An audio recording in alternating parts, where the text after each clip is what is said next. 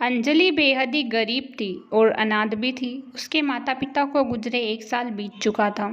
अंजलि के पास इतने पैसे भी नहीं थे कि वह 2 वक्त का खाना सही से खा सके। जब भी वह किसी दूसरे बच्चे को अपने मम्मी पापा के साथ देखती थी तो उसे अपने माता पिता की बहुत याद आती थी। वह हमेशा अपने माता पिता के प्यार को याद करती रहती थी, रोती भी रहती थी, लेकिन बेचारी अपने दुख को कहे तो कहे किससे। वह गांव में काम ढूंढने के लिए जाती है। उसे बड़ी सी हवेली में एक ठकुराइन के यहाँ पर काम दिया जाता है। काम सारा समझा दिया जाता है कि सारा घर का काम करना है, बदले में उसे 2 वक्त का खाना ही मिलेगा।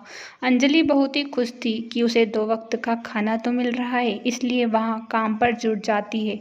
जाते से ही वहाँ घर का सारा काम करने लगती है। अंजलि बहुत ही ईमानदार थी, दिन भर घर का सारा काम करती थी, बदले में उसे 2 वक्त का खाना मिलता था। समय बीतता चला जाता है। एक दिन अंजलि बेहद ज़्यादा बीमार हो जाती है, इतनी कि उससे उठा भी नहीं जा रहा था, लेकिन उसका हालचाल पूछने के लिए कोई नहीं था। अकेली ही बेचारी भूखी पड़ी थी। 5 दिन बाद वहाँ जब सही होकर ठकुराइन के यहाँ पर काम करने के लिए जाती है तो ठकुराइन उसे साफ इनकार कर देती है कि अब वहाँ उसे काम करने के लिए नहीं रख सकती, क्योंकि उसने किसी दूसरी नौकरानी को रख लिया है।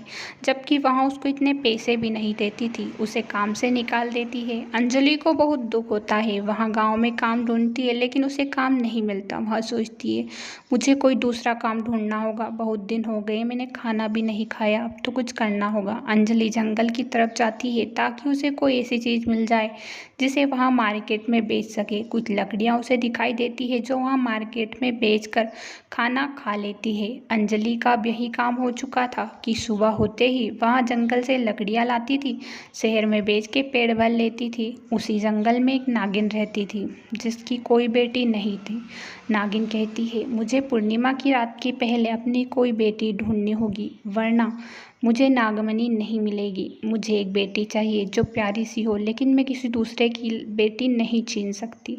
नागिन को एक बेटी की तलाश थी। एक दिन की बात है जब उसे अंजलि जंगल में दिखाई देती है। अंजलि को देखकर उसे अपनी बेटी की छवि नजर आती है, लेकिन वहाँ उससे उस वक्त कुछ नहीं कहती, क्योंकि उसे नहीं पता था कि अंजलि अनाथ है।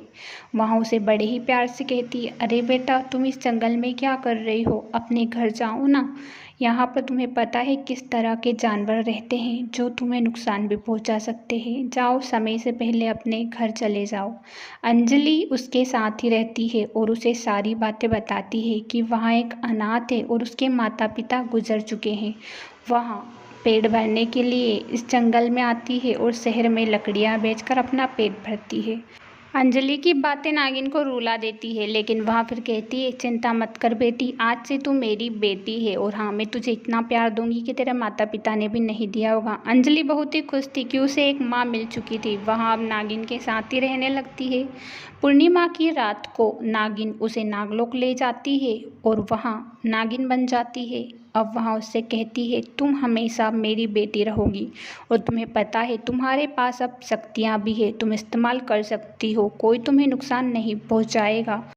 अंजलि इंसान रूप से ज़्यादा नागिन रूप में बहुत ही खुश थी, क्योंकि उसे शक्तियाँ तो मिली ही थी, साथ ही साथ एक माँ का प्यार मिला था। नागिन उससे बेहद ज़्यादा प्यार करती थी, वहाँ बिल्कुल अपनी बेटी के जैसे ही उसे रखती थी। दोनों ही बेहद ही खुश थे, दोनों को जीने का सहारा मिल चुका था। कहानी पसंद आए तो चैनल को सब्सक्राइब, वीडियो को लाइक करें। Thanks for watching.